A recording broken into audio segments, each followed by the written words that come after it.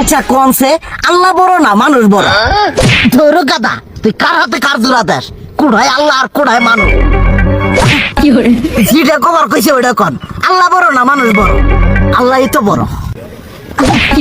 আল্লাহ বড়, তাহলে আল্লাহর কথা না হই না মানুষের কথা শুনেন কে? কি কইতাছস? কি আর আল্লাহর কথা মানে না মানুষের কথা মানে? হ্যাঁ, কি আর মানুষের কথা শুনেন তাই না? আমনে যে ওই দিনকে ডায়াবেটিসের রোগ নিয়ে যে হাসপাতালে গেলেন, ডাক্তার আপনার কত কিছু খাবার না করলো, সব কিছু না খাই এখন চলতেছেন।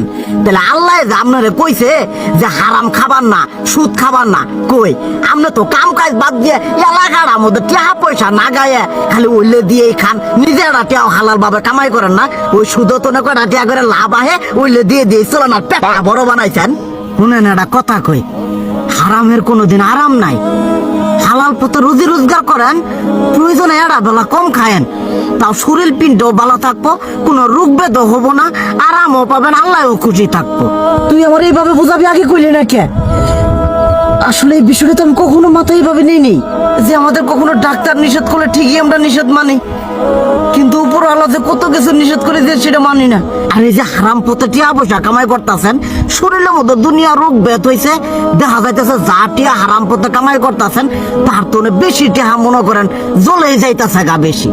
আজকের পর থেকে আমি আর এই হারাম সুদ খামো না, আমি হালাল পথে চলবো, হালাল টাকা পয়সা ইনকাম করবো।